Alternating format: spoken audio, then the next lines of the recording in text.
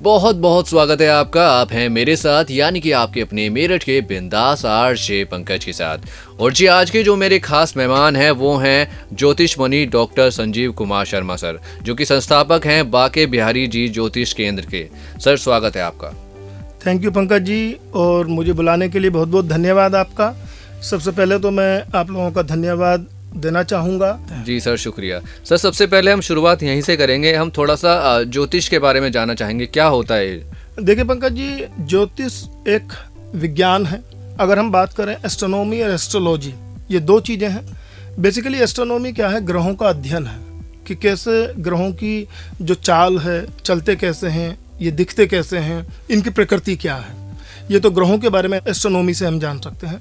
और astrology purely एक mathematics है। जिन लोगों को वास्तव में इनका ज्ञान है तो वो बहुत सटीक कैलकुलेशंस के थ्रू हमारे जीवन में क्या चल रहा है बता सकते हैं। जैसे आप डॉक्टर के पास जाते हैं डायग्नोज कराने के लिए, डॉक्टर जैसे नाक का अलग होगा, कान का अलग होगा, पेट का अलग होगा, ऐसे ही अगर आप ज्योतिष के पास जाएं तो आप जान सकते हैं कि कर्म कांड एक अलग है जिसमें हम ग्रहों के पूजन करते हैं। तो वो ज्योतिष नहीं है। ज्योतिष का मतलब है कि आप अपने ग्रहों की दशाएं क्या चल रही है, आप अपने करियर के बारे में जानना चाहते हैं, शादी विवाह के बारे में जानना चाहते हैं, नौकरी के बारे में जानना चाहते हैं, व्यापार के बारे में जानना चाहते हैं, या कोई कोर्ट केस वगैरह है उसके बारे में जानना चाहते हैं, संतान के बारे में जानना चाहते हैं, तो इसके लिए एक अच्छे जानकार ज्योतिष की मार्गदर्शन बहुत जरूरी है। और एक अच्छे ज्योतिष मणि डॉक्टर एस.के. शर्मा यानी कि संजीव कुमार शर्मा मेरे साथ आज मौजूद रहने वाले हैं। ढेर सारी सर से हम बातें करेंगे और आज का जो हमारा विशेष टॉपिक रहने वाला है वो होगा मांगलिक दोष को लेकर, जो लड़का या लड़की में देखा जाता है जब शादी की बात चलती है। इसके बारे में थोड़ा समय बताइए, क्या होता है ये, किस रीजन से होता है? पंकज जी देखिए, होता क्या है, दोष तो कुंडली में बहुत सारे होते हैं, दोष भी हैं, योग भी होते हैं। बेसिकली अगर हम मांगलिक दोष की बात करें और कहीं विवाह की जब बात करते हैं तो ये दोनों आपस में अटैच्ड हैं। अगर हम मांगलिक दोष की बात करें, जो लोग वास्तव में अपनी कुंडली का थोड़ा भी अध्ययन करना चाहते हैं तो मैं थोड़ा उनके लिए बता देता हूं, क्योंकि अगर थोड़ा सा अनजान आदमी होंगे तो वो समझ नहीं पाएंगे। ध्यान दीजिएगा, आप अगर अपनी जन्म कुंडली, जिसको लगन कुंडली बोलते हैं, अगर लगन कुंडली को खोलते हैं तो उसमें 12 घर दिखेंगे आपको। 12 घर में से पहला घर जो है वो आपका लगन है, उसको मान लीजिएगा। तो आप देखिए, मंगल वैसे 12 घरों में कहीं भी बैठ सकता है, लेकिन क्योंकि मूवमेंट है, आप देखिए 24 घंटों में 12 लगन टोटल बनते हैं और हर 2 घंटे में जो है हमारा लगन चेंज हो जाता है। इसका मतलब क्या है कि उस दिन अगर 24 घंटे में जो भी बच्चे पैदा होंगे तो मंगल 12 घरों में कहीं ना कहीं मूवमेंट, जो भ्रमण है उनका चलता रहेगा। ठीक है जी। अब मंगल अगर आपके जन्म के समय अगर पहले घर में बैठा है, चौथे घर में बैठा है, 7वें घर में बैठा है, 8वें घर में बैठा है या 12वें घर में बैठा है, तो ये मांगलिक दोष से, मतलब मैं मांगलिक दोष थोड़ा सा कहते हुए अभी झिझक रहा हूँ, इसको योग भी बोल सकते हैं आप। बेसिकली हम केवल और केवल 1, 4, 7, 8, 12 घर में अगर मंगल को बैठा देखते हैं तो कई बार क्या होता है, अल्प ज्ञान की वजह से एकदम, या कई बार भ्रमित करने के लिए लोगों को, क्योंकि डरे हुए तो वो वैसे ही हैं, उसको करने के लिए कुछ पंडित बोल देते हैं कि ये मांगलिक है।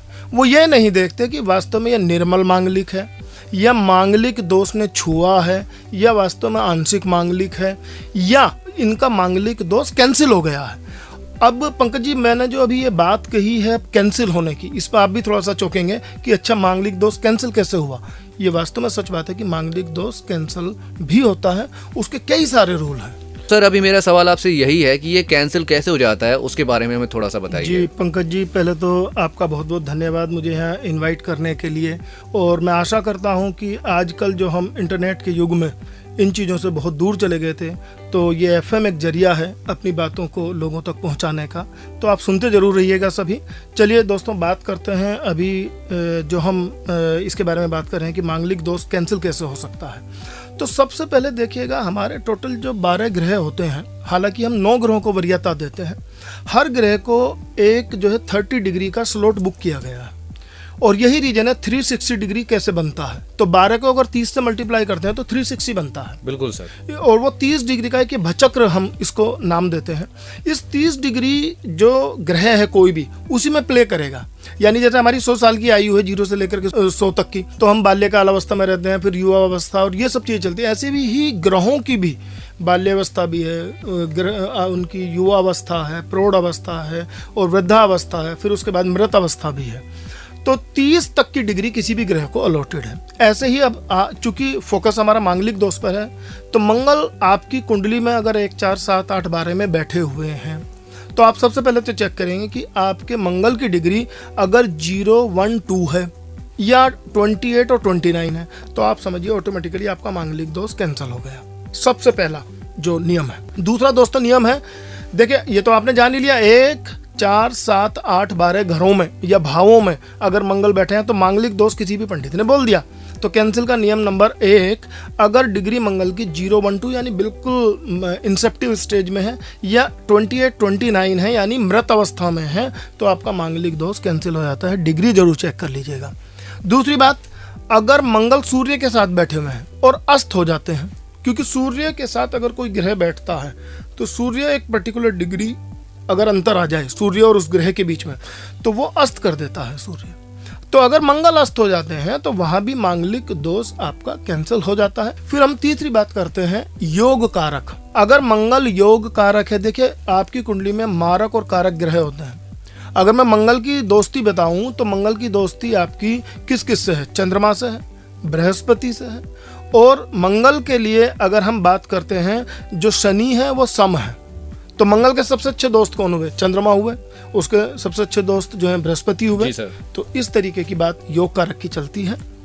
तो देखिए ये सर ने हमें बहुत अच्छे से समझाया, मांगलिक दोष को लेकर जो बातें थी वो सर ने हमें बताई हैं। आई होप आपको ये सभी बातें अच्छे से समझ में आई। अभी हमने जाना मांगलिक दोष की डिग्री के बारे में, कैसे ये होता है, ये अस्त कैसे होता है और इसके योग कारक क्या हैं, उनके बारे में हमने जाना। सर इसमें और क्या बातें आप हमें बताना चाहेंगे? देखिए पंकज जी, होता क्या है कि अभी मैंने बताया कि 1, 4, 7, 8, 12 में जो मंगल देव हैं अगर वो रहते हैं तो वो जातक मांगलिक होगा।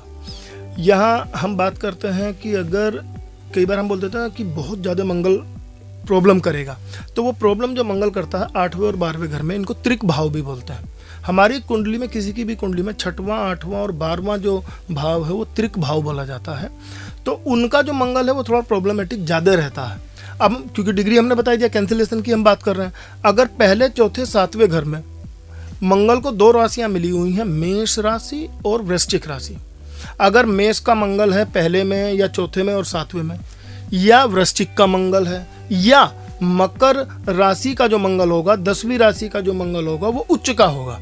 तो अगर पहले, चौथे और 7वें घर में मकर राशि का मंगल हो, वृश्चिक का हो, मेष का हो, तो समझ लीजिए मांगलिक दोष आपका कैंसिल हो जाता है। दूसरी हम बात करेंगे सप्तमेष की। अगर मेष लगन की मैं कुंडली ले लेता हूँ, जिन लोगों की भी कुंडली मेष लगन की है वो बड़ा इंटरेस्टिंग होने वाला है ये। तो पंकज जी मैं एक बार फिर आपका पुनः धन्यवाद करूँगा कि लोगों को एक अच्छी इन्फॉर्मेशन आप दिलवा रहे हैं इस प्लेटफॉर्म से। तो अगर सप्तमेष मतलब मेष लगन की अगर कुंडली लेते हैं तो सप्तमेष बैठेगा शुक्र। तो शुक्र और मंगल साथ साथ बैठ जाए तो मांगलिक दोष कैंसिल हो जाता है। या शुक्र पहले घर में बैठ जाए और मंगल जो हमारा 7वें घर में बैठा हुआ है, तो जो शुक्र की 7वीं दृष्टि होगी वो मंगल पर पड़ेगी, तो भी आपका मांगलिक दोष कैंसिल हो जाएगा। वेल सर, आज मांगलिक दोष को लेकर आप इतनी सारी बातें भी हमें बता रहे हैं। आई होप सुनने वाले को भी ये सभी बातें समझ में आ रही होंगी। वैसे सर, अगर आपसे कोई आकर मिलना चाहे, कुछ सजेशंस आपसे लेना चाहे, तो हमारा ये जो केंद्र है बांके बिहारी जी ज्योतिष केंद्र, क्या एड्रेस होता है इसका? किस एड्रेस पर आकर सुनने वाले आपसे मिल सकते हैं? पंकज जी बहुत बहुत धन्यवाद आपका। देखिए दोस्तों, प्यारे लिसनर्स, आप सभी ध्यान दीजिएगा, गंगानगर यहाँ पर एक एरिया है मवाना रोड पर, तो वहाँ मेरा ये संस्थान है बांके बिहारी जी ज्योतिष केंद्र, और ये B5 राजेंद्रपुरम इसका एड्रेस है। अगर आप संपर्क सूत्र मेरा रखना चाहें तो ध्यान दीजिएगा 9412004249, मतलब 9412004249। और ध्यान दीजिएगा, मैं हफ्ते में करीब संडे को 3 कुंडली जो बेचारे गरीब हैं, निर्बल हैं या फीस अफोर्ड नहीं कर सकते, उनकी मैं फ्री कुंडली देखता हूं और फ्री ही उनके उपाय, अगर मेरी तरफ से कोई खर्चा होता है तो मैं उनको फ्री ही ये सब चीज़ें करके देता हूं। अगर कोई ऐसे हैं तो ज़रूर आइएगा। तो नंबर आपके पास है, एड्रेस आपके पास है, मिल सकते हैं सर से आप किसी भी तरह की परेशानी के सुझाव के लिए। सर, हमने मांगलिक दोष में ये गुरु साध्या दृष्टि के बारे में सुना है, क्या होता है इसे हमें थोड़ा सा बताइए। जी पंकज जी, होता क्या है, ध्यान दीजिएगा, अभी मैंने योग कारक मंगल की भी बात करी। कभी कभी अगर मंगल मारक हो जाए तो उस समय क्या होता है, देखिए अगर मंगल मारक है तो रक्त संबंधी विकार होने लगते हैं जातक को, जातक या जाति का, लड़के की कुंडली हो या लड़की की कुंडली हो। दूसरा यह है कि अगर हम मंगल पे थोड़ा सा देखें, ध्यान दीजिएगा दोस्तों, गुरु ये जो बृहस्पति हैं, इनको पूरी जो कुंडली है, पूरी कुंडली के जो 9 ग्रह हैं उनमें देवताओं का गुरु बोला जाता है। अगर किसी का गुरु सही है तो समझ लीजिए कुंडली के बहुत सारे दोस्तों स्वतः ही समाप्त हो जाते हैं। शुक्र को, शुक्राचार्य को, इनको राक्षसों का गुरु बोला जाता है। तो खैर शुक्राचार्य जी की बात तो हम अभी पहले कर चुके हैं, अभी बात करते हैं गुरु की। तो देखिए अगर मंगल और गुरु एक साथ कहीं बैठते हैं तो भी मांगलिक दोष स्वतः ही समाप्त हो जाता है। ध्यान दीजिएगा, मंगल और आपका बृहस्पति, लेकिन 8वें और 12वें घर में वो नहीं बैठने चाहिए। अगर 1, 4, 7 में है तो समझ लीजिए वो दोष जो है स्वतः ही समाप्त हो जाएगा। या गुरु की दृष्टि मंगल पर पड़ रही है, क्योंकि गुरु की दृष्टियां होती है 5, 7, 9। अगर ये दृष्टि मंगल पर पड़ती है तो वहां भी जाकर के मांगलिक दोष जो है कैंसिल हो जाता है। सर ये जो मांगलिक दोष होता है अक्सर देखा जाता है जब विवाह शादी की बात चलती है तभी इसको महत्ता दी जाती है, तभी मतलब कहा जाता है कि भाई हमारी लड़की मांगलिक है तो लड़का भी हमें मांगलिक चाहिए, या लड़का मांगलिक है तो लड़की मांगलिक चाहिए। तो ये विवाह में ही महत्ता रखता है या इसके अलावा और दूसरी जगह पर भी कहीं महत्ता रखता है? बिल्कुल पंकज जी, आपने बिल्कुल सही बोला। देखिए विवाह के लिए बहुत ज़्यादा इम्पोर्टेंट है। विवाह एक ऐसा बंधन है, क्योंकि 25 साल जनरली हम लोगों ने माने हैं ब्रह्मचर्य आश्रम के हैं। 25 साल के बाद किसी भी लड़की या लड़के की शादी होती है तो बहुत ज़रूरी है कि उनका तालमेल ठीक रहे, क्योंकि 2 परिवारों के बीच के रिश्ते ठीक रहते हैं।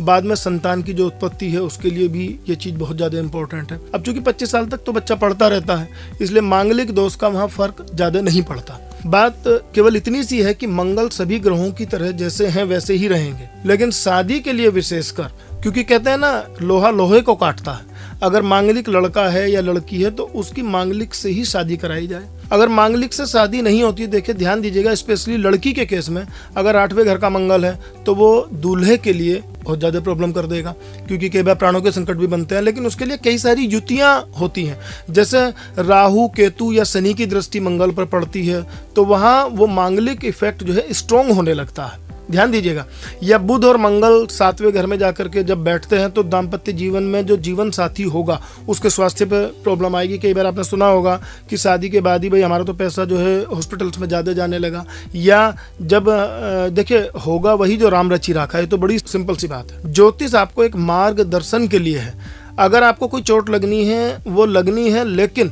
आप उपायों से उसके इम्पैक्ट को कम कर सकते हैं। मतलब हमें अपने को ठीक रखना है। अगर हमारे संस्कार सही हैं, हमारे कर्म सही हैं, क्योंकि इनका भी एक परसेंटेज है।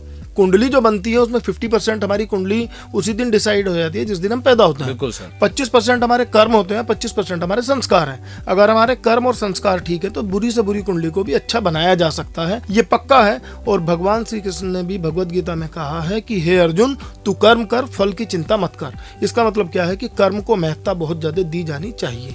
सर हमने मांगलिक दोष में स्वराशि और उच्च के बारे में सुना है, क्या होता है ये, थोड़ा सा हमें बताइए इसके बारे में। जी पंकज जी, होता क्या है, मंगल की 2 राशियां हैं जिनका स्वामित्व मंगल को प्राप्त है, वो है मेष राशि और वृश्चिक राशि। अभी मैंने बीच में भी जिक्र किया था कि अगर हमारी कुंडली में पहला, चौथा और 7वां घर, 1st, 4th and 7th house में मंगल बैठे हुए हैं, अगर मेष राशि के हैं या वृश्चिक राशि के हैं, तो जो है आपका मांगलिक दोष स्वतः ही कैंसिल हो जाता है। दूसरी बात करते हैं, मंगल की जो उच्च राशि है वो मकर है। मकर राशि में मंगल उच्च के होते हैं। अगर ऐसे ही 1, 4 एंड 7th हाउस में मंगल बैठे हुए हैं उच्च के होकर के, तो वहाँ भी मांगलिक दोष जो है कैंसिल हो जाता है। अब हम थोड़ा आगे जाएं तो आप देखिएगा कि जो लोग वास्तव में मांगलिक हो जाते हैं तो कई बार प्रॉब्लम आती है कि अब क्या करें, विवाह तो करना होगा।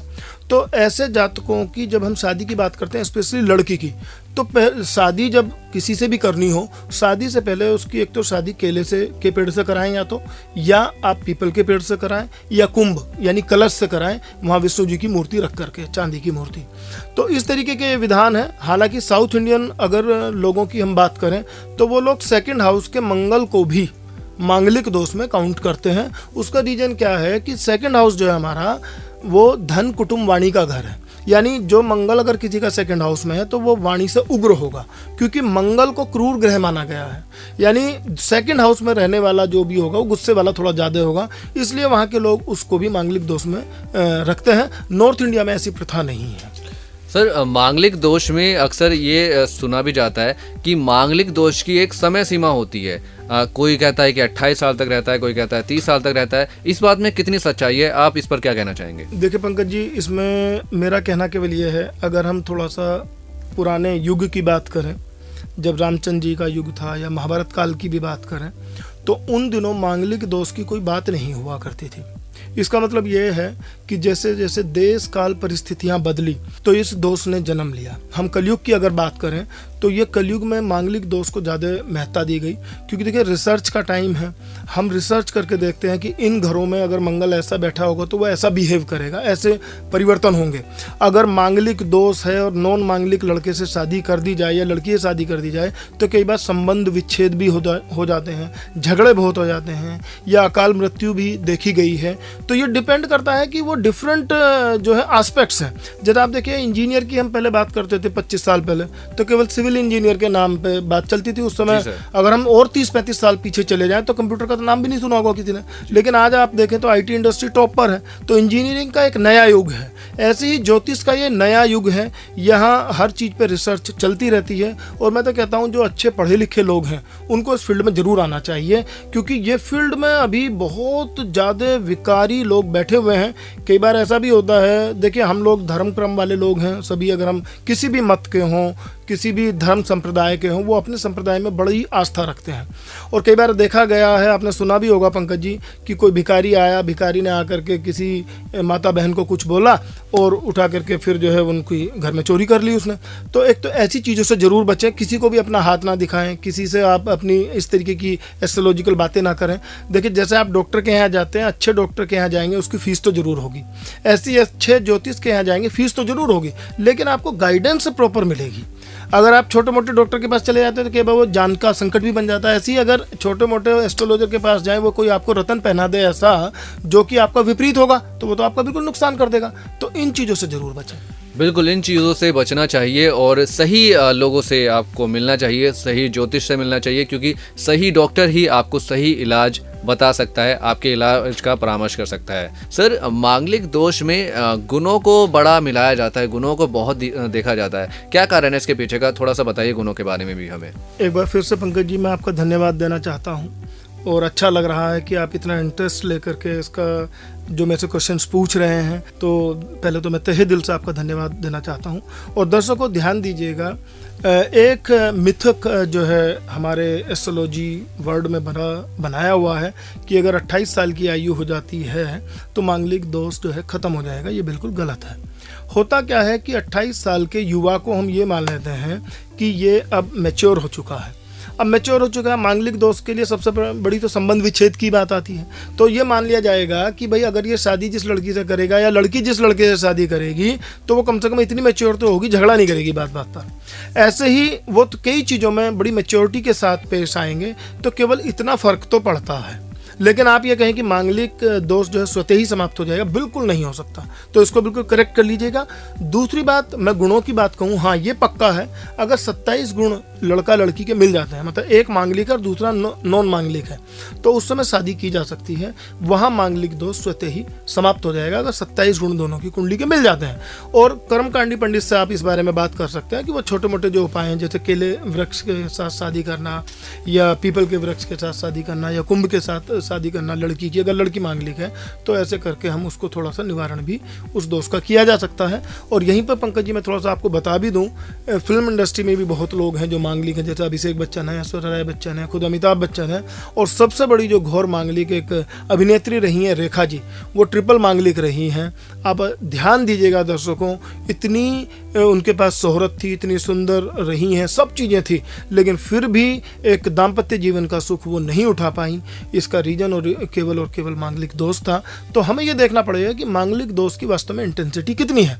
लेकिन हम हर एक को रेखा की कुंडली से कंपेयर नहीं कर सकते। हम ये नहीं कह सकते वो अभिनेत्री रेखा की कुंडली जो रही वही सभी की रही होगी। कुछ के मांगलिक दोष बिल्कुल नगण्य स्थिति में है, जो मैंने आज चर्चा भी की है आपसे। करीब 8 बिंदु हमने यहाँ पे कवर किए हैं।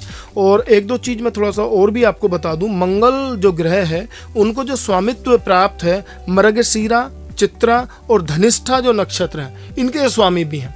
तो कई बार जब मांगलिक दोष की हम बात करते हैं तो उस समय इन नक्षत्रों को भी हम कई बार चेक करते हैं कि देखा जाए कि इनकी इंटेंसिटी उस पर्टिकुलर मंगल को लेकर के कितना बैठती है। और मैं समझता हूँ शायद मैं कुछ हद तक दर्शकों की, जो हमारे लिसनर्स हैं, उनकी बातों को शायद मैं समझा पाया हूँगा। बिल्कुल सर, बिल्कुल। और सर आपसे अगर आके कोई मिलना चाहे, आपके ज्योतिष केंद्र पर आके मिलना चाहे, जो कि ज्योतिष केंद्र है बाके बिहारी जी ज्योतिष केंद्र, हम चाहेंगे पुनः इसका एक बार आप एड्रेस और संपर्क सूत्र दोनों एक बार दोबारा जी पंकज जी, देखिए मैं 7 डेज वैसे तो मेरा ऑफिस खुलता है और 6 दिन मैं यहाँ बैठता हूँ, 1 दिन मैं देहरादून बैठता हूँ, 2 मेरे ऑफिसेज हैं। और इसमें क्या है पंकज जी कि अगर हम बात करें तो 10 शाम को 5 बजे तक कोई भी आकर के मुझसे मिल सकता है। और संपर्क सूत्र जैसे मैंने पहले ही बताया, संपर्क सूत्र जो मेरा है 9412004249 9412004249। तो आप आ सकते हैं। बिल्कुल आप आ सकते हैं। आपके पास संपर्क सूत्र है और एड्रेस मैं भी आपको बता देता हूँ। B5 राजेंद्रपुरम गंगानगर मवाना रोड मेरठ, यहाँ पर सर का केंद्र है जो है बाके बिहारी जी ज्योतिष केंद्र के नाम से। यहाँ पर आप जा सकते हैं और ज्योतिष विद्या के माध्यम से अपनी तमाम समस्याओं का सुझाव ले सकते हैं।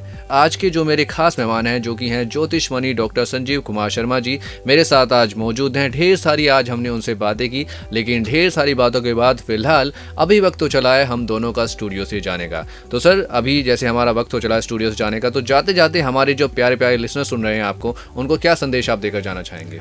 दोस्तों, आपने इतने मन से मेरे को सुना, सबसे पहले तो बहुत बहुत धन्यवाद आपका। पंकज जी आपका बहुत बहुत धन्यवाद।